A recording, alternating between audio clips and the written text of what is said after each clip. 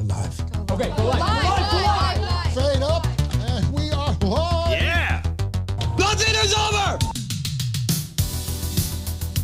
I call a fucking show! We're just better than you. It is going perfect. Look at you with your fucking 48% body fat. You're wrong. Hey, fool, you ready for another beat? Should've never came back. My name's Bella. Put your fur boots on. You think I'm fit to eat totally like you, eh? Trying to make the shit sound fucking authenticious. Yeah, welcome to the Nothing Is Over podcast with me, your host, Robert Kelly. How the hell are we? What do you make of the new tune? No bad, AI farted that out. As I'm very happy to let you all know that the show is growing leaps and bounds, and I keep getting flagged for that fucking Long Good Friday tune that I stole. I love that as a theme tune, but nah, keeps getting flagged. So having a tune made, that is a little placeholder there. I just put in a bunch of commands into a wee AI prompt and it came out with that 80s synth vibe a la Long Good Friday, Francis Monkman. Gave us that, put the drops on it. Didn't sound too bad. No more special episodes for a wee bit. We'll get Rambo 2 ones going to come out very soon. I wanted to get back to doing an actual episode. I've not done one for a wee bit now. We have a couple of the human interest stories. I don't know if there's many humans involved in the stories, because first up we have Bonnie Blue and her petting zoo. Then we'll be covering, it's kind of the heartbreak episode, because we're going to be covering Donald Trump and Elon Musk's breakup. Very sad about that one. And we've got a special coming up of Dogma 25th anniversary, 26 really, but we'll forgive you, Mr. Kevin Smith. 25th anniversary of Dogma with a wee special guest, a friend of mine. We're going to talk a lot about Dogma, Kevin Smith, coming up at the end of the show. First off, let's get to this. OnlyFans creator Bonnie Blue, and I'm sure we all know who the fuck Bonnie Blue is. Death of society. She's just the poster child, the latest poster child for the death of society, as far as I'm concerned. Let's just see what this fucking thing is up to. Bonnie Blue's petting zoo. I am going to be in a glass box, tied up, and it's going to be open for the public. Oh my God. Get me in the box, but people can join me to me, touch me, just look at me. Where? I'm going to be in the centre of London. Wait a minute, they had to bleep out her saying fuck. Do you understand what she's talking about here? And you decided to bleep out the word fuck. In a house. Oh, okay. Not in like, a house, right, in a okay. box, yeah. I was thinking like David Blaine. I mean, I'd love to be honest. Oh my God. Look, even David Blaine, as fucking weird as that guy is, he has some discernible talent. He went from being like a cool, crazy street magician guy to just doing feats of endurance. Kind of respect that. Well, I guess hers is a kind of feat of endurance. On the back of a lorry in a glass box, my way through the London. Oh. Right. That would probably be illegal. Probably. So I want to do 2,000. 2,000? Yeah. Oh my God. I know. Oh my God, almighty fuck. Ugh. So do you understand what that is? She's going to be in a glass box in some fucking Airbnb in the middle of London with a line of 2,000 disgusting guys lining up to bang her, do what they want with her, touch her. Oh, who would want to? Fucking hell. Oh, this is such a depressing story. Do I know something even more depressing? I had to do a bit of research into this, because as we know on this show, we do not masturbate. We do not condone pornography or any of this fucking depraved lifestyle. So I had to do a good bit of research. Obviously I knew who she was, but I didn't know any of the details. I just knew she was an OnlyFans creator. Doing these horrible fucking things. There was like 1,000 guys in a day. I mean, come on, how much attention do women need? And I get even more depressed looking at this. Wait to hear this. Blue, I heard you're making $500,000 a month now on a what? No, completely wrong. In the last 30 days, I made 1.4 mil. There's no way. Get the fuck out of here. Does that rattle you at all? How much more money she makes than us a month? Yeah, it hurts. Does it ever feel like we gotta work so much harder? Oh my God, I'm so sorry I didn't bring a violin. You spend any of your money? It's hard to burn through 1.4 mil every 30 days. I've got like certain goals I want to hit, certain things I want to achieve, and that's my focus. So what's your goals? I want to get a plane. Zero gravity gang. I want to be like floating through, like trying to chase the cum. It'd literally be like Pac-Man. Okay, all right, well, that's not... That's fucking revolting, isn't it? Isn't that revolting? So she makes millions if I be in a hole. Now, in a strange way, you think to yourself, can you blame her? She's a fucking 6, and she is dictating now how women are acting in a strange way. She is a role model for certain women, I guess, because you're looking at it and thinking to yourself, what daft lassie is going to be looking at that and thinking, do you know what, I have no discernible skills, I'm decent looking, show my snatch on OnlyFans, make fucking even a couple of grand a month doing that, I don't need to work. Oh my god almighty. How do you dissuade women, young women, to be like, no, I'm gonna no do that and I'm gonna earn money? I mean, what fucking job could a lassie? Do you know she's 25? Oh my, miles a dick will really age a bitch. Honest to Christ, man. How do you tell a young lassie where that could be an avenue for her to no do that because it's the wrong thing? That's seen as being alright. There's no shame factor anymore. That's the problem. People aren't ashamed that they can do that. Show your arsehole on OnlyFans and charge a fucking tenner a month.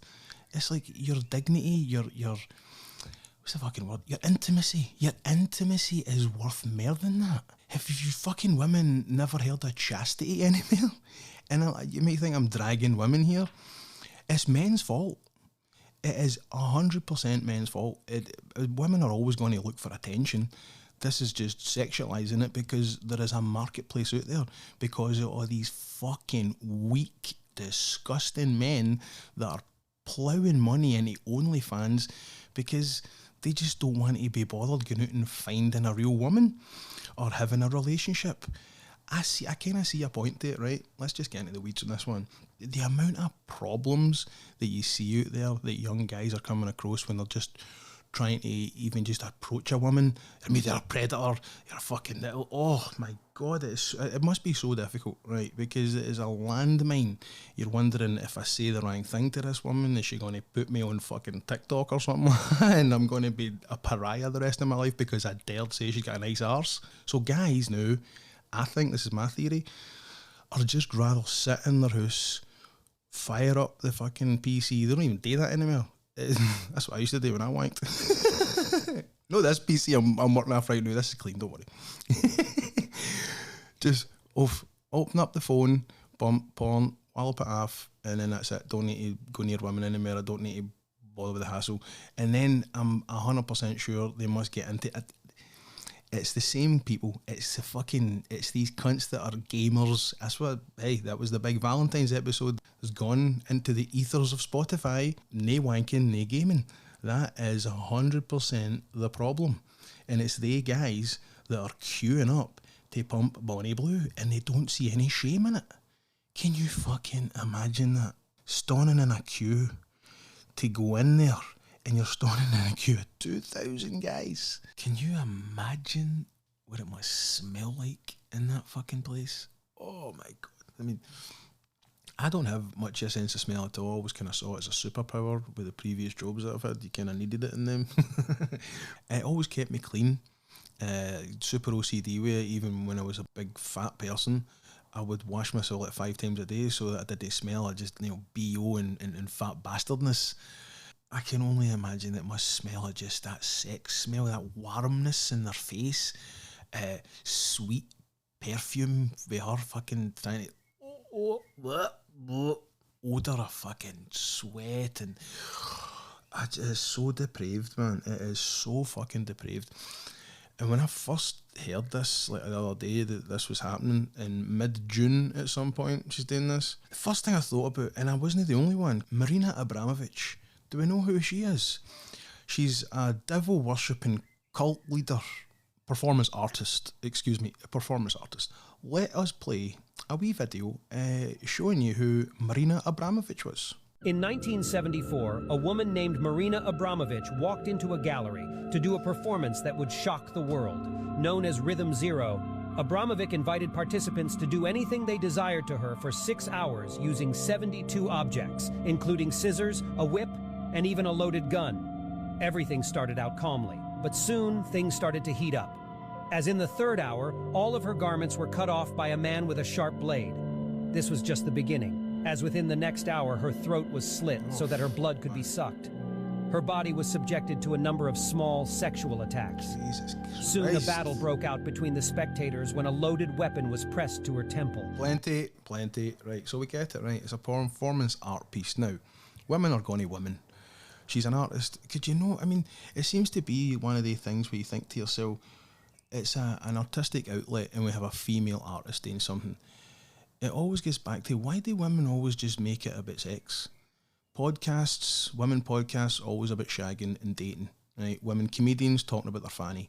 Women artists, this, right? I know it's not all of them, I get it, right? But most of it that I see anyway that is fucking prevalent is this. Know that exact thing, but sexualised. We can't really call Bonnie Blue a fucking artist. She's a who? Hey, looking at that and hearing that, it's the guys that are the fucking problem. Now, that obviously was to show this is what happens when men are left to their own devices to do whatever they want to a helpless woman. Pish. Total fucking pish. Aye, a certain group of men, the group of men that are attracted to that, which is fucking creeps. Believe me, I know these kind of people. As I've think of myself as a creative person. I've been in the arts world, made films, hung out with these artist people that have the wee galleries in the West End and shit. The guys are always creeps. You know the guys that we're talking about, right? That wear the tartan trousers and the scarves and the multicoloured fucking eyeglasses. You know, I was saying, oh yes, I'm a male feminist. Men are shit. Men are terrible. Yes, you go, girl. You know, oh, they cunts, right? They're the creeps. They're the ones that put the roofie in women's drinks. They're the ones that turn up to the Marina Abramovich thing and they just fucking lost themselves and done just disgusting things. Now she is a Satanist. She is a fucking devil worshipper. She is the one that done all the spirit cooking. Do you know what that is? With Lady Gaga and who else was involved in it? That fucking, who's that shitty rapper, Mr. Beyonce? Jay-Z. Dancing wear. Right, it's fucking... Oh, spirit cooking thing where they get like a nude model, put her in a bathtub, just cover her with shit that looks like fake blood and put fucking, I don't know, sushi and tomatoes on her and eat it off her, and it's the weirdest shit. But it's art. It's okay, it's art. It's art. No, it's just depraved. And when I thought that, is this what Bonnie Blue's trying to, is this the message we're sending here? That we're going to just get all these guys in there? Is this going to be some publicity thing? Is she going to get hurt?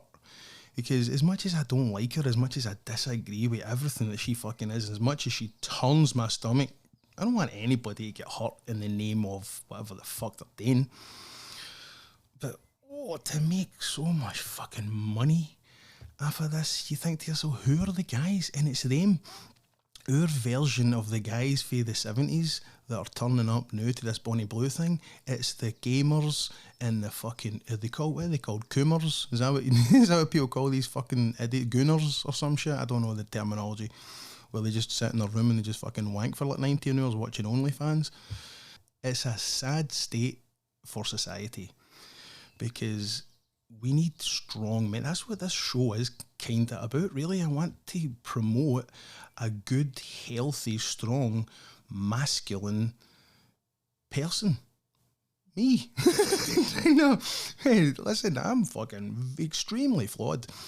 Don't ever want to fucking live in a world where that kind of thing is lionised and looked at as being alright. There was always a shame about sex work. Sex work is real work. No, it's no.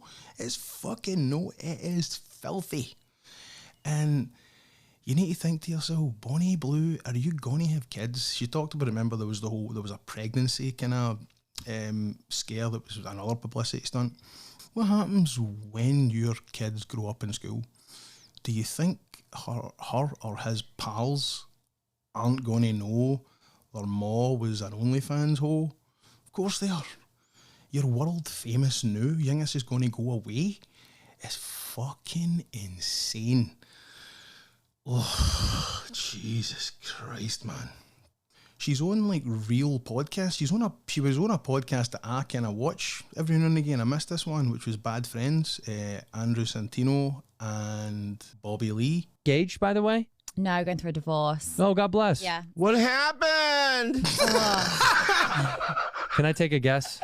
You've got a higher voice than me. Yeah. What happened? Do you think was the divorce based on them sleeping with 1,000 men? No. No. Okay. Right on. That was not. No, that was nothing to do. Had nothing to do with it. Nothing to do with it. No. What kind of fucking guy lets their missus do that?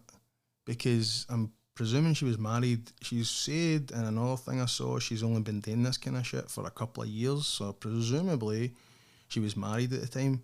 What kind of failure of a man is he that he let his missus do that? I couldn't give a fuck. Money wise, you would never let your missus do that. Nothing to do with it. No. It was before that? Listen, I don't know what. I'm sorry, I don't know much. You don't know much about sleeping with 1,000? No, but I don't know. I think you do, actually. Bonnie Blue slept with 1,000 men in one day. Is that what happened? Is it one day? One day, 12 hours. Yeah. 12 hours, 1,000 dicks. Now, she says as well, these things are free to the men who show up. Isn't that fucking wonderful, right? And she obviously puts the video up on her OnlyFans and then makes fortunes out of it. What price is your dignity? This is kind of... I mean, can you fucking imagine being one of the men doing that? You're gone there for free to shack her? That to me would be like one of the things your pal tells you. How much would it take for you to lick the underside of a fat guy's belly? And I'd be like, oh, fuck. You would have to think, what's the number? Right? With her, there's no number. 25 quid for the fat guy. But that, no number. No number. Couldn't fucking think of anything worse. And you have these guys going there for free and they have girlfriends. I mean, do you fucking believe that? Listen to this shit. I don't know if this is true, right? Because you can't believe anything you see on the internet these days, I don't think. It's no AI, but listen to this. Bonnie Blue ruined my relationship. So I came home today to find out that my partner of 7 years hasn't only been in Bonnie Blue's queue once, but twice. Oh. Apparently he was one of the 1,000 guys to have his way with her. I'm so heartbroken. Like, me and Bonnie are in the same industry. I would never do this to shit. another woman. So I'm guessing she's a hoe as well. She's an OnlyFans too. Well, that guy's just a fucking loser. There is a clip. I have seen it. I'm not going to fucking look for it now. And it was a guy with his girlfriend in the hotel, and he's like, "Bye, darling. I'm going to go bump Bonnie Blue." Mwah. Fucking so sad right now. Oh dear God Almighty. Oh no. I just can't fucking wrap my head around this world. I just cannot understand it at all. I think it makes you a better partner, because then you can come home, deal with your wife's whinging, you can get on with looking after the kids, and you can still do that part of your life, but you're just sneaking off elsewhere to get pleasured. Oh, I don't like what you're saying at all. She's advocating for men to cheat on their missus with her. You're a woman. This is for people that aren't happy necessarily. That's no true. Why the fuck? If you're not happy in a relationship, fix the relationship. If it is unfixable, then you need to accept that and move on. It's hard, but you need to do it. You don't cheat. Cheating, it's something I've never done. I don't ever agree with it. I've never thought it to be an option. It's it's the worst thing you can. It's such a disrespect as far as I'm concerned. And this fucking bitch is advocating for that. It's like, if they're going to work and doing a hard day's shift, they need to be treated. And if the women aren't doing that... You just think women should service men, and it's all about, like, them being happy when they come home from work. They should be listening. Right, whoa. You can fucking shut your mouth there and all, whoever you are, right? No, listen.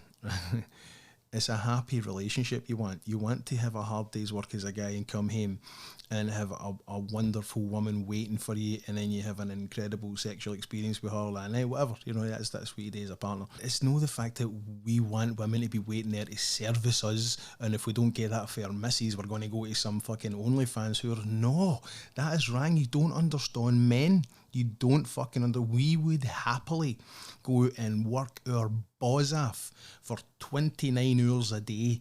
As long as we can come home to a peaceful, loving missus, we'll do fucking anything for that. We don't want that. We don't want to go off and fucking have sex with OnlyFans. Oh! Advice now, say Your go advice home, put some nice is so underwear on. ridiculous. Are you guys gonna kiss? I can't believe the shit that is coming out of your mouth. Honestly, it's so pick me. Good for Are you her. that I don't need to be desperate for pick me. attention? I am already been chosen. Like I am the main character. Good. That's a call-in. It's a call-in show. It's a wee clip for here. You're the main character. No, you're not the main character. They talk about the main character energy. I feel sorry for her. She's acting like what she's doing is a noble thing, and she's the main character. You're the baddie hen. I'm sat here and you're calling up from what? Your car? To your husbands and their partners, they pay my bills and my family's bills and have made me a millionaire, so... Isn't that a fucking disgrace? Isn't that a disgrace? I hope to God that woman who was on the phone there's man isn't doing that kind of thing. I believe it is a horrible, horrible thing, all these guys on OnlyFans, that they have partners. I would hope to God it's no the norm. I would hope to fuck it, isn't it? I hope the norm is that these OnlyFans people are all just the fucking fat loser weirdos that are sitting in front of a computer or on their phone and that just can't get a missus, don't want a missus, that just fucking, you know, the incel people. But, oh, that fucking queue it gets me. I don't understand it. I mean, are they wearing condoms when they go to that queue? They have to have condoms, right? You wouldn't go fucking near that thing with you wouldn't go near that thing anyway, right? But let's just play pretend. Would you go near that thing and know where a condom? Oh my fuck, no. So when do you put it on? Do you put it on when you're in the queue? Do you put it on when you're like two to go and you see the guy up there? It's like being in the queue at fucking Space Mountain. Gaping Space Mountain. And you're standing there, you think, oh right, let's get him fucking, let him warmed up here, bump and get a condom on, you get ready. Or do you turn up with it wearing it already? What's the protocol? I'm not doing that much research. I do not fucking want to know the answer to that question. I'm just hypothetical answering it, asking it there. I've had enough of this now. I've had enough of this fucking storyline now. Please, I brought it to the show because I wanted to talk through it, I guess, and think and try and understand myself why this woman would do that. Why? But you think it's money, innit? Money. Is that the motivator in life though? Is it worth it? Is she's going to be sitting there, millions and millions of pounds, but she's getting no dignity, no respect. She's going to be seen as just this fucking trashy person. You could not fucking give me Jeff Bezos' life to have to deal with having a person like that attached to me in any way. So if she has a family when she grows up, I hope her husband... Oh, I can't even fucking finish that sentence. If she ends up getting a husband, he's going to have to deal with that. Guys don't want that. You do not want that as a missus. So I don't know what the fuck is going to happen to her. Hopefully she just disappears. But another one will pop up. There's already another, I don't know her name, but there's a few of them because this is the problem. This has created a trend. Now there's loads of women on OnlyFans doing these multiple fucking men gangbang. Oh, can you imagine 1,012 hours? There's 2,000. It's fucking ridiculous. It's ridiculous. Right, gang, we need a palate cleanser. I'm very disappointed because Elon knew the inner workings of this bill better than almost anybody sitting here, better than you people. He knew everything about it. He had no problem with it. All of a sudden he had a problem. Oh, it's the breakup. Oh, no.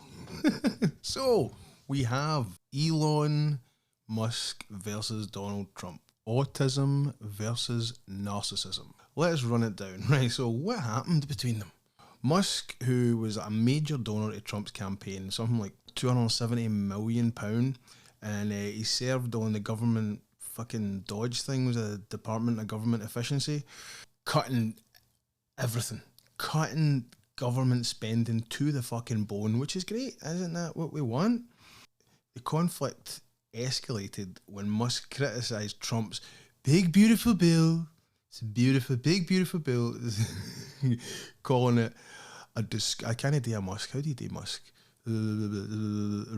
Disgusting abomination. Is that any good? I don't know. And it would increase national debt.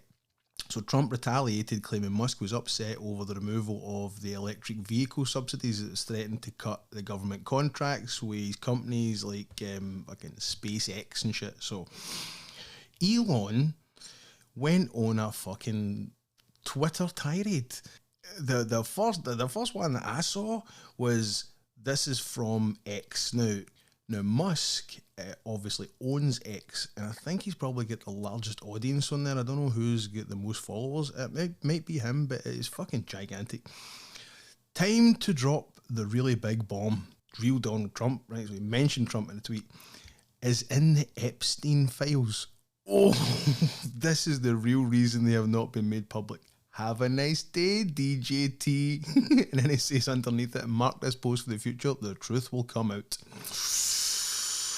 Oh, is that no? I mean, there is no saving that relationship. People are saying online that, oh, it's a work. They're still pals. They're just doing this to kind of like fuck with the other side, to fuck with the left, who used to love Elon Musk. Love all the electric cars, you know, very green, ecological. And then when he decided to hitch his wagon to Trump, they were like, fuck Elon, burn Tesla to the ground. Right? And so, what do we have with the Epstein files? What the fuck? Here's a wee clip that I got. Viva Fry is like an internet lawyer guy. Very, very intelligent, knows way more about this kind of shit than anybody like me does. So let's just play a wee bit of Viva Fry explaining this to us. Is it accurate or false? If it's false, it's overtly defamatory. Like, it couldn't get much more defamatory than that. If it's technically true, there's a concept called defamation through implication, where though technically true, it still implies something that's wildly false. Trump is in the Epstein files in that he flew on the plane domestically from Florida to wherever, New Jersey, back to New York. And he's in the black book, as were, tens of thousands of other people. So technically, he's in the Epstein files. That's not what anybody understands when one says you're in the Epstein files. So the implication is something nefarious. If it's right, where did he get that info from? And is this the right place to disclose it? And if it's false or false through implication, he's going to get sued. Because Trump is very litigious when it comes to shit like that. And rightfully so, because the connotations of that being on the Epstein files is you are a fucking evil wronging. You're gone to the island. Mere disgustingness, mere depravity. For years now, people have been trying to tie in Trump to Epstein because there's photos of them together. Trump famously has said, Jeffrey was a great guy. He was cool, because he just likes people who like him. And Epstein would always talk good about him until the truth came out and Trump was like, nah, fuck that guy. A lot of reports coming out at the time when Epstein was getting properly investigated before he hung himself, that Trump was actually the one who kind of fucking grassed him in at the beginning. He got one of his lawyers to investigate it, and we get Donald J. Trump at Real Donald Trump re-socialing. I don't know what the terminology is for Truth Social. I'm not on that platform, but he retweeted it, as they say. David Schoen, who was a lawyer, so let's just see, what did David say? He said, I was hired to lead Jeffrey Epstein's defense as his criminal lawyer 9 days before he died. He sought my advice for months before that. I can say authoritatively, unequivocally, fucking words, and definitively, that he had no information to hurt President Trump. I specifically asked him. Don't you think that if Trump was on the Epstein files during the Biden administration, that would have came out? Because they were scratching to get anything on Trump, and they fucking flung the world at him, and he came out Teflon Don. If he was on the files and they could prove that he was in the island, we would have fucking known all about that. Trump would be in jail. So that is not fucking true. I don't believe that in the slightest. Trump hit back at Elon saying, Elon was wearing thin.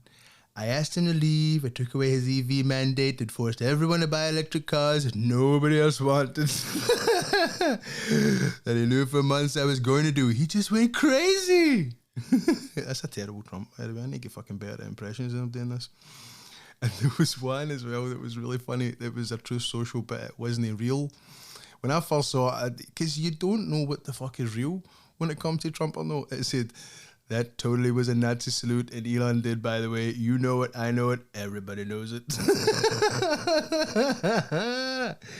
I don't think that was a Nazi salute. I think he's a fucking highly functioning autist, and he has no idea how to act in big crowds, in public, anywhere.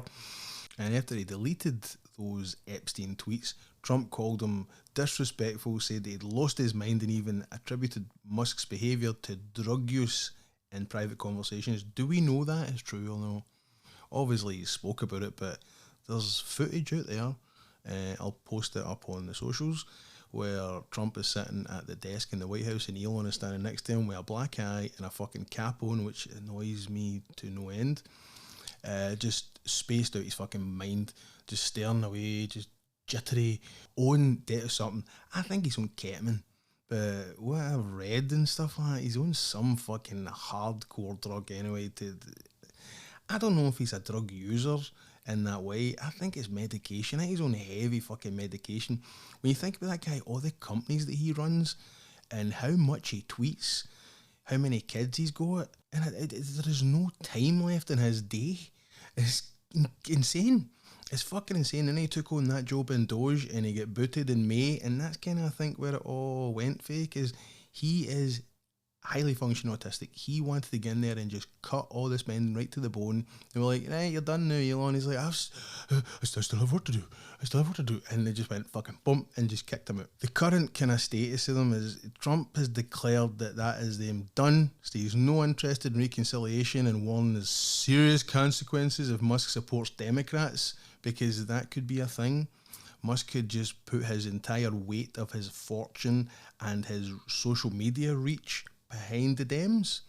I can see that happening, because to get to Trump, stab him in the fucking back, go to the enemy. And the feud is kind of rattled Wall Street. Tesla's shares were dropped like 14% after Trump's threats, and some Republicans, like who's that fucking Mike Johnson and JD Vance, they want the reconciliation because he's a very powerful guy to have on the side of Trump. Steve Bannon, though, he called for investigations into Musk. So this is really fucking messy, and the only reason I'm really wanting to talk about it is because it's insane the world we're living in. When you think about the president as Donald J. Trump, which I still can't fucking get over. I've known who Trump is my whole life. I don't think he's a bad guy in the slightest. I've always liked him. I loved him when he was in the wrestling. And the fact that he is the leader of the free world, arguing with this South African fucking nutcase who is the richest man in the world, and they're having this public spat that's, I mean, and we're fucking just careening right into World War III, and the two of them are arguing. It's insane.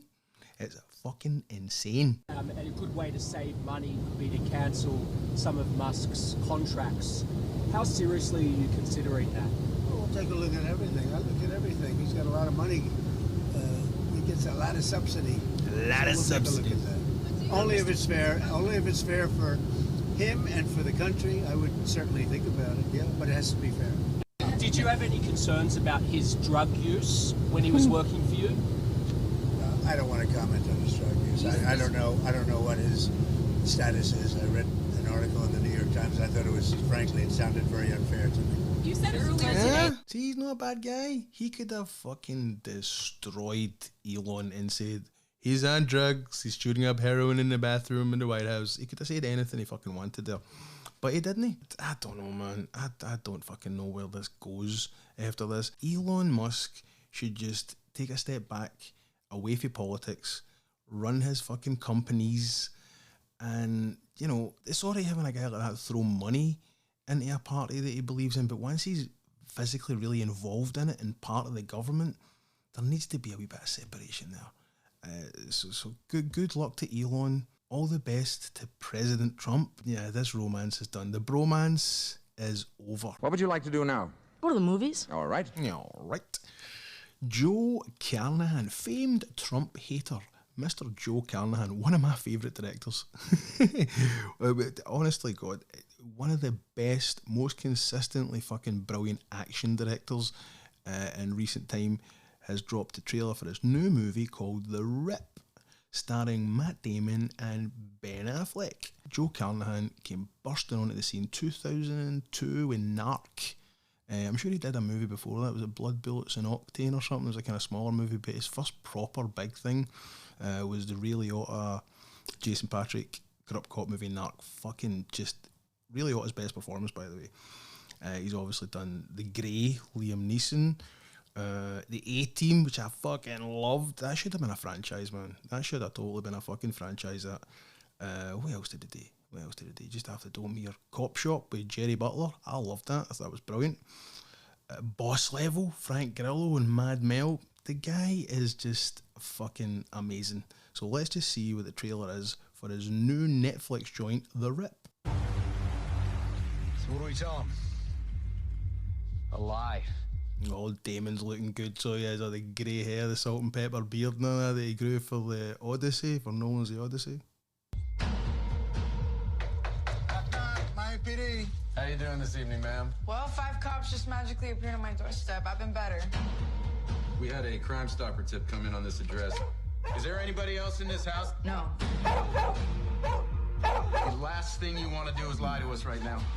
I don't have any drugs. The dog's not trained to detect drugs. The dog's trained to detect money. Ooh.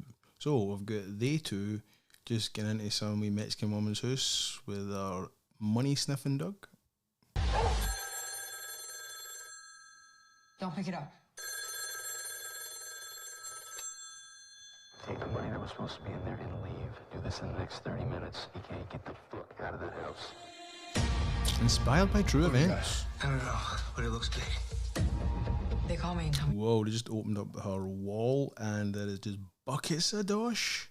to get out of the house for a couple hours. How many times a week? Once, sometimes twice. Shit, is that real? That's over $20 million. Stay off the radios, no call-outs. Need any help tonight, Lieutenant? No. Oh, it looks kind of like a siege thing where they're in the house with the money. Other people are appearing maybe to go after it. Interesting. We didn't get a heads up about this. The longer we stay here, the dicier the shit gets. All I know is what we do right now and who we talk to. Whoa, fucking Scott Adkins is in this movie. I had no idea. I love Scott Adkins.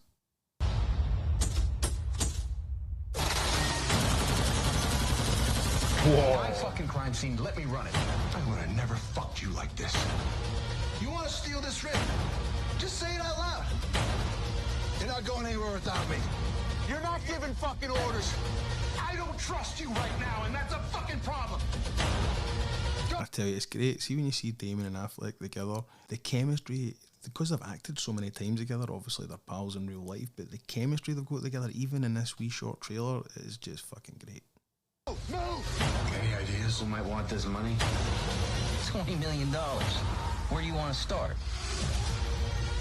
Oh, just gunfire, fucking high-speed car chases. AWTGG. You got that tattooed on his horn. Are we the good guys? Oh, I'm fucking sold. Take all of my money, The Rip. Joe Carnahan fucking nailed it, by the way. Nailed it. That looks amazing. That looks fantastic.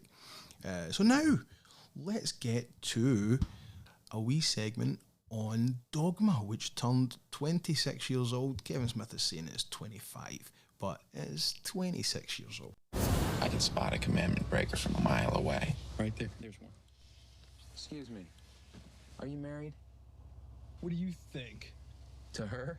No. Ladies and gentlemen, God has grown weary of your superficial faith. Hypocrites, charlatans, he has abandoned you to the whim of judgment. Prepare to taste God's wrath. 2 tickets to New Jersey, please. from the director Kevin Smith when he used to make good movies. Crusade. Oh, the great Alan Rickman. Stop a couple of angels from re-entering. Stop a couple of angels from re-entering heaven. And make the world. And make the world. Right. So how do I know you're an angel? As I was saying, you won't be alone. More angels? Prophets, in a manner of speaking. You gotta be kidding me. Between guys with wings. Snoochie, motherfucking moochies! Guys falling out of the sky. Oh, that sucks. Oh, Rockman. Kill me. I'm ready to kick Jason Lee, the MVP. The sign of a true Catholic. You're kidding. Exclusive content they say in this new version. The Interesting. whole of existence is in jeopardy right now. You're the one who's gonna help change that. Women's bodies are all fucking business.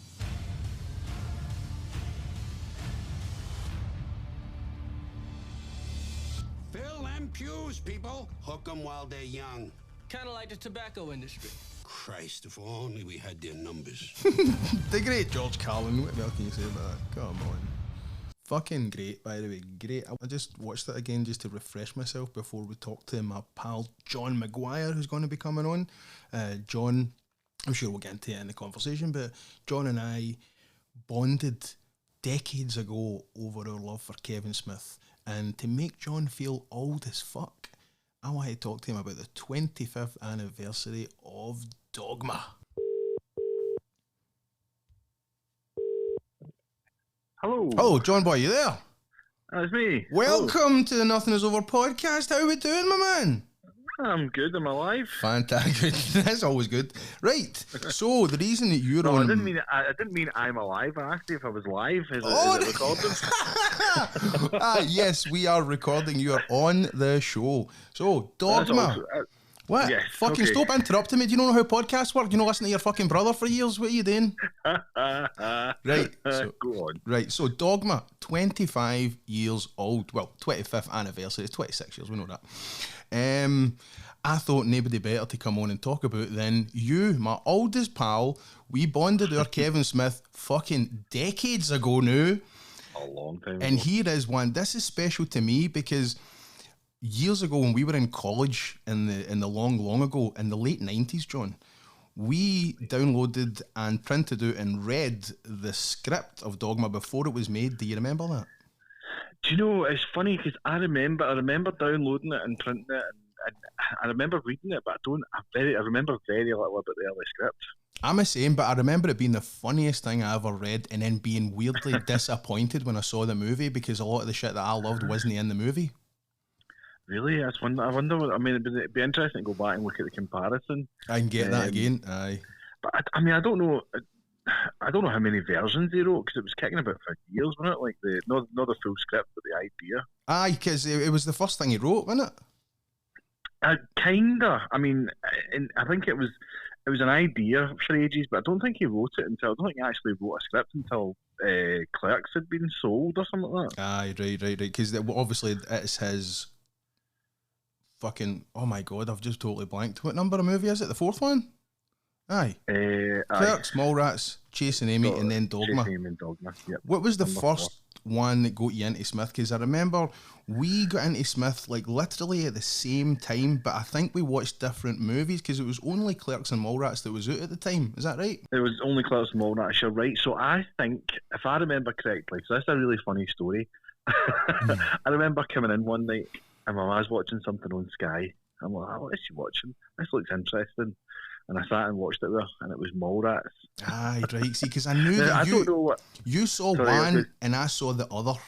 That's what I always remember. So I couldn't even remember what fucking one I saw first. But now you say you saw Mallrats first, so I saw Clerks first, and it was the same story as you had. It was fucking maybe 1 o'clock in the morning, Sky Movies, this weird black and white movie with nobody I knew in it, and I was like, just fucking watch this. And I remember coming in to college after that and taught, and you were like, have you seen Mallrats? I was like, fucking no idea what that is. So that's interesting. So that's it. I mean, I remember thinking, why is my mum watching something like that? You know what I mean? But she enjoyed it, right? That's cool. It's just never that thing that I thought was her cup of tea, you know? But anyway, so I went and did, I was like, I like this. This is right up my street. And that's around about the time, I'm probably misremembering, but it's around about the same time that I seen Empire Records and all that kind of stuff. Aye, right. I don't know, was that not a wee bit later? It was maybe just a year or so, but it was a lot of similar vibe was kicking about at the same time. So I was right into that kind of vibe. But then I went and looked Kevin Smith up online, and as it turns out, he did have a web presence, as we well know. I found out that he had he'd done Clerks, and I looked at that Clerks, and I went, I remember seeing Barry Norman review that. Oh, really? Aye. So when you told me you had seen Clerks, I said, "Oh, I've seen Barry Norman review that." I said, "I know the film you're talking about." And I bet that fucking gave like 17-year-old me just the biggest hard on in the world, because I was like, right, Barry Norman film critics. They're like, Barry Norman, you know who Barry Norman is? Oh, crusty man. Oh my god, I miss Barry Norman, man. I know, he's much better than Jonathan Ross. Yes, fucking later. far better. We were pals and we were super into Smith as Chasing Amy came out. Because it was coming out, and I remember it came out in Blockbuster, and I got a video of it, and I'm sure you done the same thing, and we watched that pretty much at the same time, because we missed that in the cinema. I don't think it played much in the cinema here. But Dogma was the first one proper that we were just fucking balls deep in our Smith love, and it came out in the cinema. What was your first? Can you remember your first reaction to seeing it? Do you know? I'll tell you my reaction. My question was, did I see it with you? I think I did. Aye, we did. We seen that in the cinema together. Aye. So my first reaction was, I think much like yours, a bit disappointed. Right, I felt like it wasn't as sharp immediately. You know, like as the others. Fantastic observation, by the way, because you know. Yep. And you go, no, I'm saying that's exactly how I felt as well, because I don't know if you remember, we had a conversation on a bus one time and you fucking burst out laughing at me. I said, I think Kevin Smith is our Woody Allen. You did say that. Our generation's Woody Allen, after seeing Chasing Amy, because the writing in it was, like you say, so sharp. The observational comedy was incredible. The characters were just amazing. And I personally, I saw myself in the characters, that he would, even though they're a million miles away from our background, there was something so uniquely identifiable about that age group, how they acted and how they spoke with their pals. Well, that's right. They probably felt real, you know. They probably felt like somebody that you could hang about with or something like that. And maybe a bit too wordy than you hung about with, but definitely there was a realism to them. Did you say too wordy? I mean, I think Smith, his scripts actually influenced how people our age started talking to each other.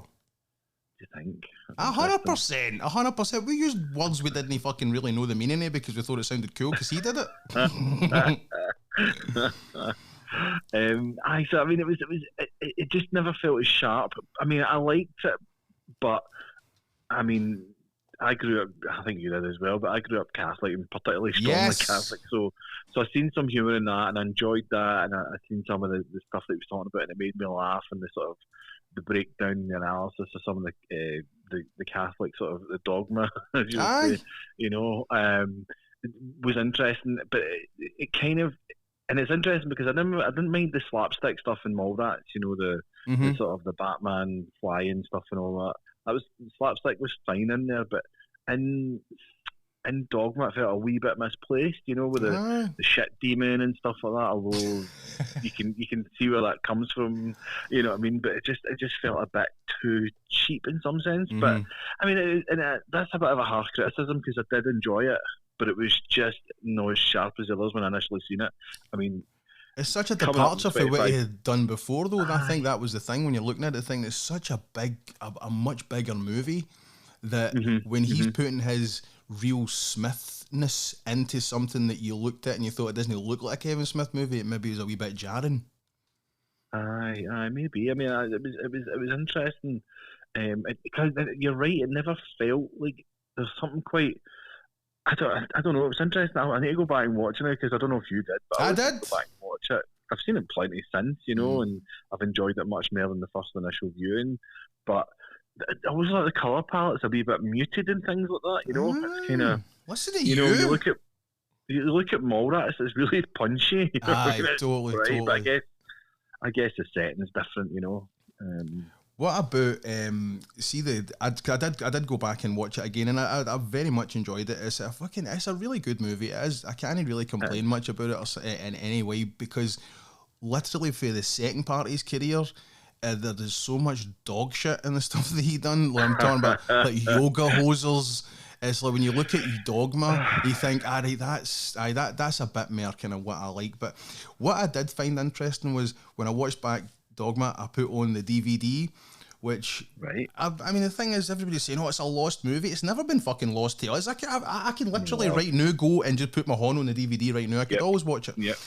Yep. Smith invented, I think he did, the whole special feature thing on DVDs for us anyway. That was just it was incredible, because the commentaries, the making ofs, it took you right into it, because he is, as he said himself, not of the manor born. He's not like a film student kind of guy, so he gave us such a fucking peek behind the curtain of how he made the movies.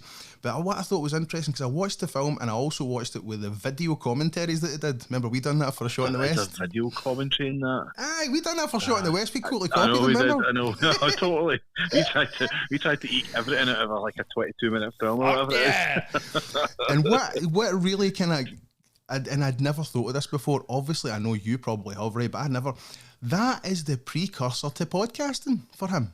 Oh, I mean, entirely, probably. I'm trying to think of anything else that might have come before that, but I doubt it, because he's just talking for an hour and a half. See, here's the thing for me. See, when it gets to podcasting, for me, it starts with Opie and Anthony, right? That's when I think podcasting were invented, right? Even before they were, it was a hangout sort of thing. People who knew each other, having a laugh, a joke, with comedians coming in. And that is what he did. And the reason I know who Opie and Anthony are is because Kevin Smith was on the show. And I would watch everything on YouTube for him, interviews, because he's such a fucking super fan. You want to see everything that he done. To see the podcasts that he came after, I think that's just like the... Because remember, we used to sit and watch the commentaries? Does anybody ever do that anymore? Do you know, I wonder, because they're rare now. And, they're really rare, but also the commentaries, they were fun as well, his commentaries, you know. So absolutely, 100%. It depends what you're looking for a commentary, you know. You could watch them and enjoy them. I mean, you see Affleck's commentary on Armageddon went viral, you know. That's kind of went viral recently again, weirdly. That's true, man. That's fucking so true. Affleck gets that for Smith, you know, where there's an open, a candid nature talking about the film, and what he did there is open, candid nature, not really realising that 20 odd years later it's going to come back. It's the same medium. Aye. Do you remember the first time, see when he started doing podcasts, he done it with Mosier as producer. Do you remember the first episodes where it was music would play in the background? Because I think he was scared of just having a voice on the thing, so he had to play music in the background to kind of make it audibly interesting. I know, and I think he ran into a lot of trouble after that in terms of like copyright. I bet you can't hear them anymore now. There's struggle because he's got. I think, as far as I remember, I mean, I'm kind of wavy in my Kevin Smith knowledge these days. Because why the fuck have I got you in the show then? I say wavy. I mean that's in comparison to back in the day. You know, when you were young, you could obsess about everything. So, on the podcast, and here's something that really want to talk to you about. Right, Hollywood Babylon is a fantastic podcast that he does with the great Ralph Garman. We saw it live. We did. We met the man. You've met him a load of times. I met him twice, I think, because we went to Edinburgh, remember, to watch Clerks 2 premiere thing, which was, that's my favourite Smith movie still to this day. And when we went to see Hollywood Babylon, can you please explain to our listeners, which are growing, by the way, so just, you know, get a wee plug in here. Hollywood. How were you involved in Hollywood Babylon? How was I involved in Hollywood Babylon? I mean, you could say it was my obsession with Liam Neeson's cock, but it wasn't really. You can't just fucking lead with that. What is that? So the story goes that Kevin Smith, often on Hollywood Babylon, mentioned Liam Neeson's cock. He was which is famously supposed to be quite big, is that right? Like an Evian bottle, you know. I don't know if he means like the 500 mils or the 2 litres, I'm not sure. But I mean, that's the world according to Janice Dickinson, I'm told. Oh, fuck. Oh. It's in her book. It's in her book, apparently. That's what I believe. But Kevin Smith would just be obsessed with listening to mention all the time, and Ralph Garman would bat off it. He'd be like that, oh, for God's sake, here we go again, you know, sort of thing. And I remember just somehow, I don't even remember what the joke was, but I remember texting one of my mates This in the day when you were bored on a bus, you didn't have like the ultimate doom scroll, you know, you were bored on a bus. So I'm texting my mate at 8 in the morning, and somehow something comes up, and I said, "Did you know that Liam Neeson's cock is so big?" And I don't know what the joke was that I made, right? But whatever. Liam Neeson's cock was so big, blah blah blah blah, and he laughed at it and said something back. And I thought, God, that's a bit like the Chuck Norris, you know. I forget the even structure of the Chuck Norris fact, but so it was all about. So there's a similar sort of thing to the how big Liam Neeson's cock is. So then I thought, that's quite funny. Set up a wee Tumblr website. Tumblr? What fucking year is this? Oh, listen, it still exists, that site. Does it really? Is it still about? If you go to neesoncock.com, it's still there. Neesoncock.com. You've entered that into the world there. Good for you, John. Congratulations. That exists because of you. That's my contribution. When I'm gone, that'll still be there. Did they still put it on the show? Because I've not listened to the show for a while. So I've not listened as much, but they do still put it on. But what happened was, I think it was pandemic-wise or just before the pandemic, it started to tail off in terms of them being able to do it. So I wasn't really on schedule, neither were they. So Ralph just started taking jokes by email, by Twitter, by everything, and the site kind of fades away, and I don't have time to read jokes every week anyhow, so life gets busy, you know. So the site still exists, and it's in a frozen state from about 2020, I think. Oh, it's a wee time capsule of Liam Neeson's cock jokes. That's amazing, though. That's it. It's amazing. I mean, it's amazing that it's still there, still exists. But the skit, the bit still goes on the podcast, but there's people just submit differently, and I don't need to read people's jokes anymore. That's phenomenal, because when you think about it, though, that's something like that. The reason that you kind of have some of the sense of humour, because you're a funny guy, John, and the reason you have a lot of some of that sense of humour comes from, you know, stuff that you've watched, and you're kind of feeding back into that again. You're kind of like, your humour is maybe a wee bit inspired by what Smith had done previously, and now you're feeding back into his fucking podcast. Is that no amazing? I mean, that's that, and I think that came out that, you know, I was never afraid of a dick and fart joke. So, I've got my name forever attached to a dick joke. But it's the best one. Fuck me. So let's get for months they used to read my name out in the podcast, you know. John Maguire from Glasgow, Scotland. When I used to listen to it on like a PC and with my headphones in, sort of thing, and every time I was like, that's my pal, no way with that. There was people that I used to work with who, like, you know, I had them as mates on Facebook and stuff, and then they'd message me and go, "Is that you that they're talking about?" I was like, that's me. Yes. Guilty. So let's get to his later career, because to me, I believe Smith, his career, you can chop it up into a few different segments. There's the filmmaker for the beginning, Clerks, Mallrats, Chasing Amy. It was still a masterpiece, by the way. Chasing Amy just does not get spoken about enough. I really don't think it is. Fucking fantastic. I've still got a poster hangs in my hangs in the hall. Signed? My hall. Yep, signed poster, Chasing Amy, hangs in the hall. Fucking my kids have no idea what the fuck that film is. Don't let them watch it, fuck. They've seen it their whole life. They're young yet. One day they'll see the film. Like, that was the film. That's the film I saw that poster for my whole childhood. Really, my whole life. You know, I mean, they'll be trying to chuck that thing to fucking skip when I die. You know. Where do you think the split is? Do you see that? Do you see Smith's career being in different kind of segments? Where do you think the first split was? I mean, of course, I think it is, and I think it does split. It gets a bit. The obvious split for me is after Clerks 2, right? After Clerks 2. I think all the films, you can have your ups and downs with them, but I think they all have the same heart, the same vibe, the same language, right up to Clerks 2. So that takes in Jersey Girl, Jane Bob Strike Back. No, pish. I love Jersey Girl. I hope to fuck they release that film as a director's cut. People slag that, but I've always loved that movie. I think it's just like kind of right underneath Chasing Amy. It's got very similar kind of things about it, but maybe a pre-Apatow kind of thing. Like, you can see if you watch Jersey Girl, you can 100% see where Judd Apatow got his entire fucking career for. Absolutely.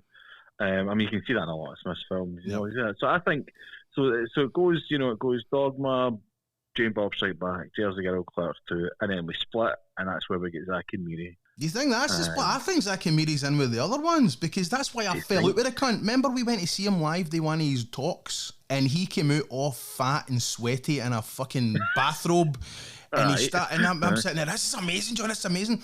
And I loved Zack and Miri, because I was big into Seth Rogen at the time, after Knocked Up, all that stuff, and I thought, I can't believe he's getting the guy for that, and he's going to be in a Smith movie.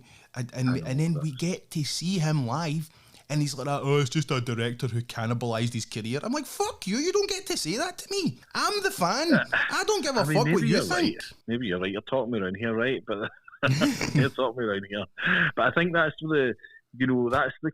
that's the hope movie. Zack and Miri becomes that movie that's supposed to make money, because that Apatow type, the influence meets the master type thing. You know what I mean? Yes, I don't know what the phrase I'm looking for, But the two sort of worlds came together at that point. It should have been perfect, and it, for whatever reason, never landed. It's interesting you say that, because when I think about it, I don't have anything really bad to say about Zack and Miri. I don't think I do.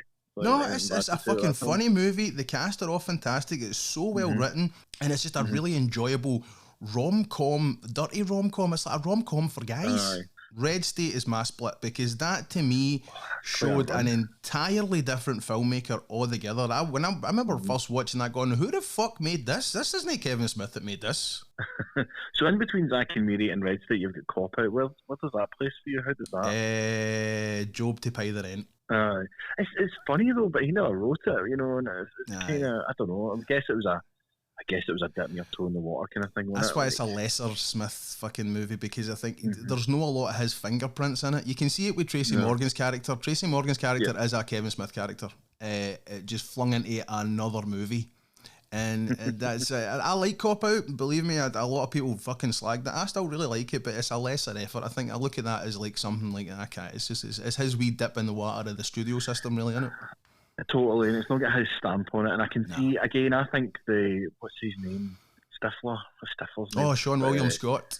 He's in it, and he's got a bit of the Jason Mewes about him in that. He's got a bit of the kind of. Do you think? I feel a wee bit like that in that when I watch bits of it. I think there's that kind of vibe of that character, and that's what they're trying to put in there. I don't know if it's the writer that puts it in there, or if it's the director. I always thought that part should have been Jason Lee. Interesting. Always thought that part should have been, because how fucking lovely. He should be everywhere. That guy should be a massive star. Even recently, because I watched Dogma and seen him in that, and the guy is just fucking charisma out the arsehole. He's amazing. Effortless. That's it. Effortless. And he fits directly into that kind of the Smith oeuvre so easy. Yep. It's like he just appeared in Mallrats just fully formed. You didn't see him as like a fucking struggling actor kind of trying to find what he'd done, and then all of a sudden he's like that. He was just fully formed as the guy. I know that was that, because he never, I mean, I don't know, I'm sure there is something he did before Mallrats. He did like drawing flies and stuff, didn't he? Let's not get far into the fucking Smith weeds, alright? Let's bring it back a wee bit. Red State, what's your thoughts on Red State? What was your initial reaction to Red State? State's incredible. Yes. Incredible. It will remain this day incredible. In fact, me and Jen, we still talk about it because it's such a departure from his style. It felt like he had something to say. It felt like he was, I don't know, it just works. It just really works. And it's a thing where it's dealing with religion, much like Dogma. It's a wee bit more a pointed viewpoint on organised religion as well. Because Dogma is a reverential film. When you watch that as a Catholic, you think, all right, there's a shit demon in it, but it's kind of like fucking, have faith. It's like God is there, God is real. But with that, you're watching it going, oh no, these religious people are really fucked. I mean, but that comes out of his dealings with the Westville Baptists. I can't even remember what they were protesting. It would probably be something to do with dealing with them. Anything to do with God or fucking anything, the lunatics. And I mean, it's an amazing piece of inspiration to make a movie out of. It comes to me when I watch that, I'm reminded of stuff for the 70s more than anything, like Race with the Devil. See, like the cult movies, the kind of that give you that real uneasy feeling when you're watching it. It's just the whole movie's uncomfortable to watch. It is, because you don't know where it's going either. You don't know where it's going, and I think he spoke about that a wee bit as well. Not to just to quote him, but he kind of spoke a wee bit about how he kind of wrote it and then went to the next. He had no real big idea of where it was going. You know, he just kind of wrote it and then wrote the next bit and then wrote the next bit. And I think that not purposely, but it just feels like that when you watch it. You're like, where's this going? Where's this going? Do you think he regrets calling his company the Harvey Boys that he put at the front of that? I didn't even realise that was at the front Oh, of that. yes. Oh, dear. I'm keeping that fucking Blu-ray forever because any reissue of that movie, that Harvey Boys fucking logo is gone. Aye, most likely, yeah. Most likely. After that, right, so we've got that. To me, that is the break in it. To me, it kind of goes a wee bit downhill. Well, that's probably where you get a wee bit self-indulgent because, I mean, what is it, Tusk next? Now, I'll defend Tusk so far because it was born on a podcast. So, of course, you know, right. I'm very kind of like, I love that idea. Again, so the thing is, this is the thing, I'm more... At this point, I'm probably more forgiving of these movies than you are. At Tusk, I like, but it gets that wee bit kind of self-indulgent where it is the podcaster going to do the thing. You know what I mean? Where it becomes a bit kind of, I don't know. It's like where he's always write what you know type of thing. You know, I mean, we can talk about that being a fallacy or whatever in screenwriting. But always that kind of people writing what they know. And but even now you say that's a fact, it's not really, because you think even if you're writing a movie in fucking space and you've never been to space, there's still a human element to it. You're still dealing with human characters. You're still dealing with interaction with people that you know or that you can kind of identify with. It doesn't matter where it is. So I understand about that, but to me, I've heard screenwriters say that you know, if you wrote what you know, the world would be full of films about people going for the groceries. That's fucking screenwriters with no imagination. Anyway, so I mean, at that point, it becomes a wee bit like he's kind of like, okay, I've got this idea, how do I wrap it in on the podcast, because that's what I know, you know. Whereas Clerks was about working the convenience store, you know, that kind of thing. I think Johnny Depp ruined Tusk. Oh, that big nose and all that. The fucking just everything. The performance was just. I mean, I get it. You want to get a famous guy in it or whatever, and you're your pal kind of because their kids are pals or whatever it was. But I mean, if you're going to get Johnny Depp in a movie, you're hiding him. I understand that, but like, mate, fucking, can you pull it back a wee bit? I think he had to be a stronger director and go, hey, Johnny, just dial it down a bit, mate. I mean, you're not Jack Sparrow anymore. Aye, stop it. We don't want that Johnny. We want the other Johnny who's like an actor. We don't want this fucking caricature of a nutcase. We don't need that in this movie. It's too distracting. Is that not the consistent? Is that not the total Johnny now? Aye, well. He's just fucking Jack Sparrow all the time. I even forgot that Johnny Depp was in it there. That's mental. I wish I could. That's mental. Because it's Parks and mate, here's Wong, the thing. You know what I mean? Here's the thing, right? Brilliant. See, when you watch that, anybody who's listening to this who hasn't seen Tusk, go fucking watch it just for nothing else other than Michael Parks' performance. Michael Parks, famously, Robert Rodriguez, Quentin Tarantino guy. He's in Kill Bill. He's in For Dusk Till Dawn. He's a sheriff guy. For the 70s, he's a fucking phenomenal kind of Charles Bronson-esque kind of tough guy actor for that era. He gives a performance that it's spine-tingling. He was one of the guys that was never in my radar, really, if I'm honest. And then Smith brought him in, and I was like, who is this guy? Where's he been? Because Red State, he fucking nailed it, and then when you see him in Tusk, you're like, wow, man, that guy is a fucking proper, like to me, with the work he done with Smith, I know it's probably sound ridiculous to some, but to me, that elevated him into the category of people like Gene Hackman, Robert Duvall, the kind of older guy, character actor. Aye.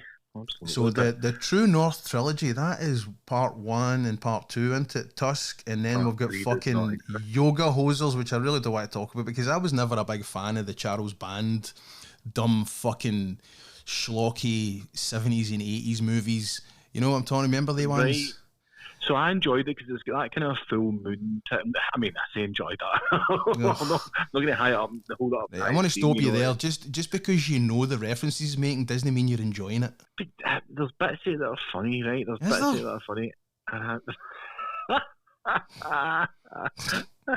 don't know. I like Three Sausage Man. Oh, fuck off, mate. Right, listen, I know I get it's fun having your daughter and her pal as leading the movie. That's great, but you know what? Make it a home movie. Don't make us watch it. He needs a bit of quality control like Quentin Tarantino does. Now Tarantino's like, I want people to watch my career back in 100 years' time and be like, there's no even a weak link in there. Every movie means something. It's all me. He needs quality control like that. I think that's where it starts to come in, is the quality control around Tusk and Yoga Hosers. Tusk gets a wee bit of quality control somewhere, maybe.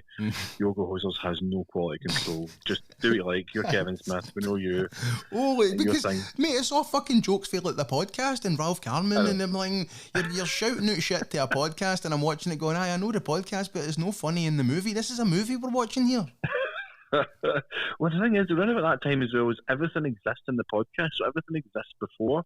So you're starting to find that nothing is surprising in some sense, you know. That's a great. I'm glad you said that, because here's the thing: when you get to be a super fan of something like that, like we were, and still kind of a degree, when you see things that where he is literally cannibalizing his own fucking stuff, which is what he said he hated Zack and Miri for. I'm watching it going, I've heard all these jokes. I heard them all 20 fucking times already. Now you're putting them in a movie.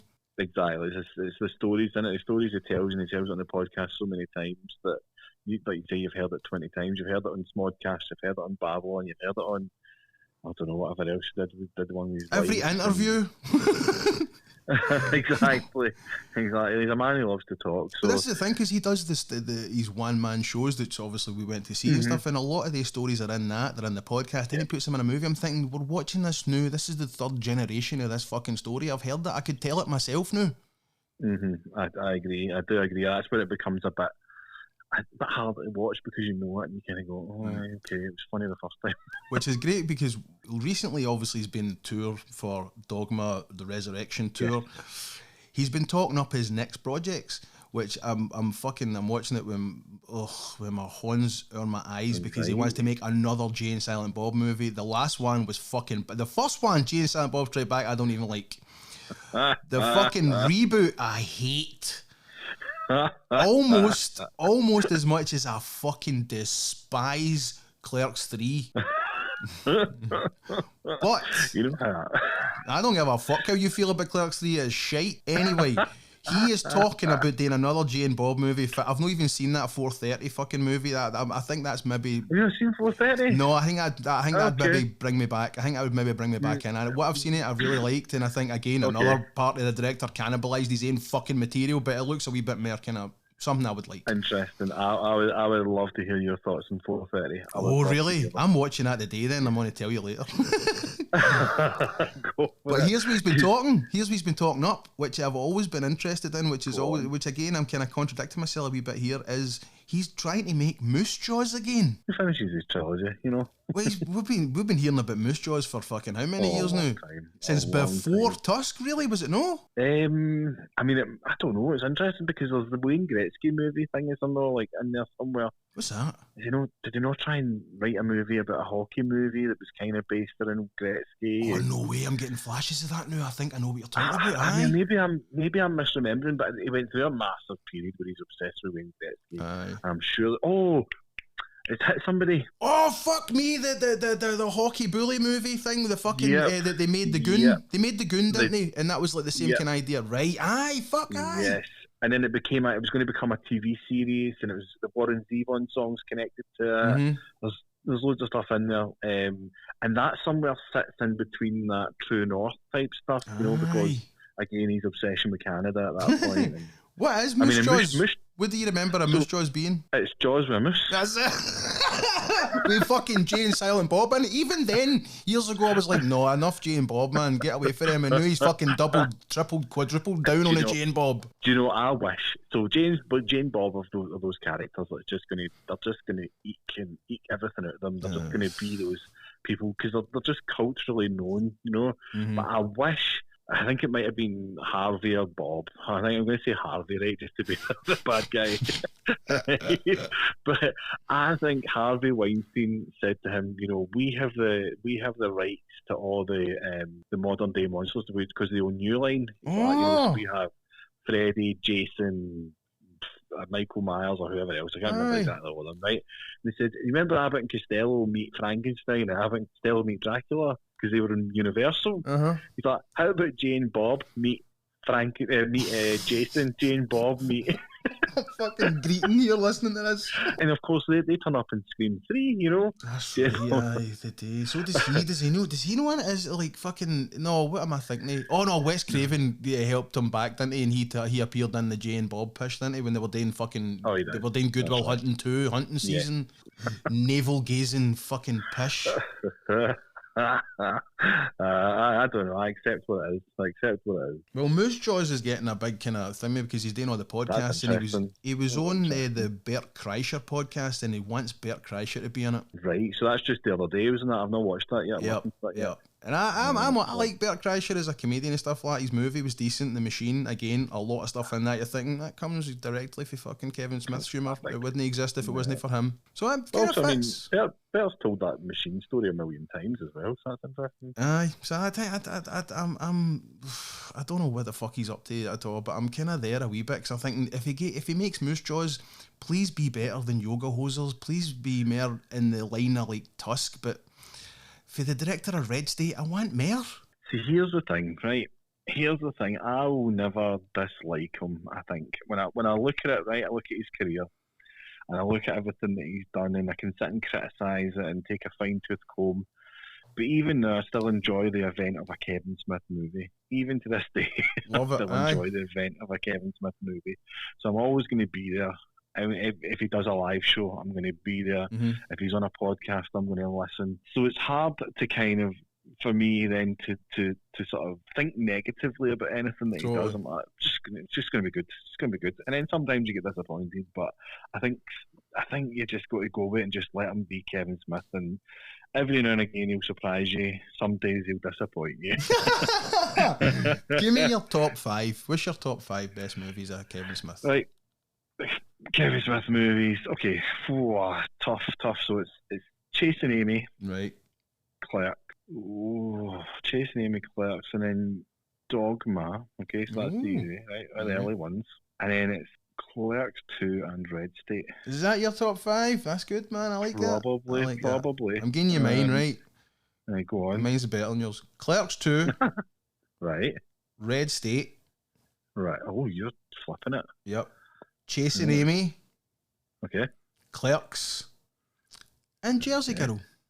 Jersey Girl's an interesting one. It was one, as you were saying it, is one that I was thinking and going, it's in there somewhere for me. But see, I always think, right, and this is me being a bit big-headed on that.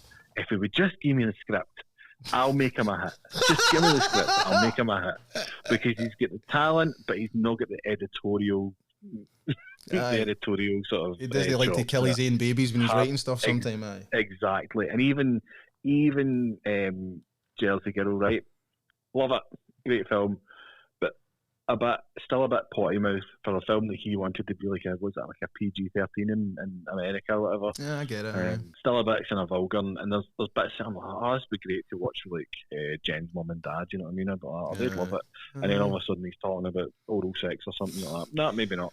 That's the thing I loved about Jersey Girl though, because it is like a kind of a regular studio romantic comedy, but it's got this Smith kind of fucking venom in it of the jokes. That's why I always liked it. I know, but I just felt like it just went a wee bit too crude and vulgar for what he was hoping for it. You know, he was like, I'm going to write a PG-13. I loved Carlin and Affleck in it.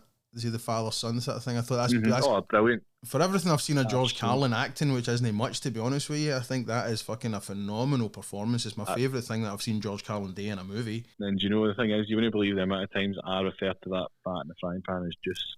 Juice, isn't it? It's so fucking funny when I do that as well. Oh, that's phenomenal. John, I'm not want to keep you much longer here, but I do want to get some. You directed a film yourself, a short film, did you not? Did I? Aye. What do you mean fucking did you? You forgot it? I forgot, did I? Aye. It was like a horror movie, remember? I mean, I've done a few things. Do you want me to cut this out of the fucking show? You don't remember a film you directed, you weirdo? I don't remember a film I directed, no, I don't. I was going to ask you there, did you have any inspiration? Oh, I did, wait a minute, I did. The Scary Man. Scary Man 5. Ah, yes. Aye. When did you make that movie? Oh, that's a hard question. Let me just think. 2016. Right, what's the gist No, of it? 2014. The gist of it is, I mean, do you want how it came about? Or, Aye, and what's it came kind of about? Came about as a project, actually, but you get assigned a title, and you had to make something out of the title. And the funny thing was, it was called Scary Man 5, as if there'd been 4 movies before it, as if this was a fifth, and it was deemed to be a sort of horror movie. So it was called Scary Man 5, and I thought, well, fuck that, I'm not going to pretend there's been 5 movies before it. It's easier just to make the 5 something to do with the story. Basically, killer slays a family of 5. Nice, I guess, good. And then haunts the house where it happens. Very Michael Myers-y in its sort of in its slasher type aspect. And the best thing that anybody ever said to me is, he says it does everything a slasher needs to do without the 90 minutes of bullshit. That's a great review, isn't that? Great review. What was it? See, when you were behind the camera, did you ever take inspiration from Smith and the things that he'd done? Because at that time he'd kind of dipped his toes into different kind of filmmaking as well. So you're not making a Kevin Smith movie, obviously. You're making a John Maguire movie, but it must have influenced you in some way. I mean, I suppose what influenced me is it's the trust of the actors. You know, I got actors, I got people who were trained actors, you know. I mean, I actually think they were brilliant, but whether people like them or not, anyway. Totally. People who trained actors, I thought they were brilliant. But the thing was, as I said to them, here's the script. How do you want to do it? And then they gave me a bit, and I went, brilliant. I love that.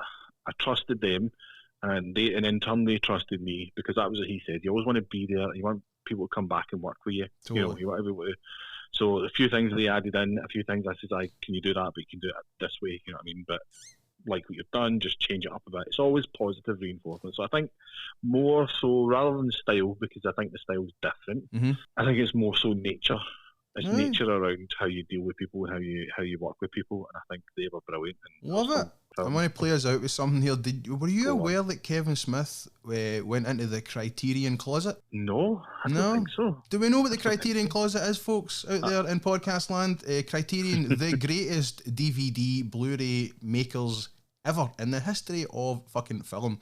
They repackage older movies. Sometimes they release new movies with just the best special features, commentaries, making up, fucking the whole lot. It's fantastic stuff they do. So Kevin Smith went into the closet. They bring filmmakers in to go into their closet of all their stuff to pick movies that they love. And I want to play you this wee clip. Right, you ready? So sharp. This is the most powerful document for change I've ever encountered in my life. I went to see a movie up here in Manhattan, man, at the Angelica Film Center on August 2nd, 1991. And it was this movie, and I read a review for it in the Village Voice that made it sound interesting, man. There was a Madonna pap smear in it, and I was like, well, I know what all 3 of those words mean. I want to see how they come together in this motion picture. I've talked about viewing Slacker with a mixture of awe and arrogance. Awe because I'd never seen anything like it before, and I watched a lot of movies, kids. But arrogance because when I finished watching this, one of the first thoughts I had was, if that counts as a movie, I think I can make a movie. This movie changed my life. If I don't see Slacker, I never think that I could do a thing. You got to see it before you can be it. I never heard any of that. Oh, shit. I didn't want to break your podcast. So he's talking about Slacker and saying how the first time he saw it was in the Angelica, and how when he saw that, it was like a see it to believe it sort of thing, where that's a movie, I can do that. Do you feel that's right? Slacker? Aye. Do you think you have to be able to see something like that in order to believe that you can do that? Absolutely. That's what Smith gives you. That's exactly what he gives you when you watch Clerks, you watch even Mallrats, which is, you know, obviously location is expensive there, but you think you can write that. When you watch his films, you think you can write them. Gives you that wee kind of power to go, I've got something to say, actually. John, thank you so much. We're fucking way over time here. I appreciate it. Sorry about the wee technical glitch at the end here. We're still new to this podcast and shit. We're figuring out the technology as we go along here. So thank you very much for the Kevin Smith roundup. I appreciate you, John. Thank you so much for being a part of the show. Anytime. Love you, bro. All right, man. See you later. You too. Bye-bye. Bye. You can't hear the song because you're singing over it like a genius. End of the show, my gangsters. Thank you very much for making it this far, and as we know, we are singing it out. What do we have? Well, this is a cracker. That's all I'm going to say. It is from 1961. A famous song covered by the likes of Johnny Cash, his daughter Roseanne with Bruce Springsteen, Everly Brothers, Jimmy Buffett and George Strait. But most famously, the reason I love this song is featured quite prominently in the 1986 classic film Heartbreak Ridge from Clint Eastwood. Gunny Highway, what a fucking movie that is, by the way. We have, from Mr. Don Gibson, Sea of Heartbreak. Hit it, Don boy. Mm-hmm. Oh, beautiful. Lights in the harbor, boom, boom, boom, don't shine for me. I'm like a lost ship adrift on the sea. Sea of heartbreak, lost love, loneliness, memories of your caress, so divine. I wish you were mine again, my dear. I'm on the sea of tears, sea of heartbreak. Oh, thank you, ladies. How did I lose you? Oh, where did I fail? Honey, why did you leave me? Always to sail this sea of heartbreak. Oh, and I get memories of your caress. See ya, my gang. See ya. Oh.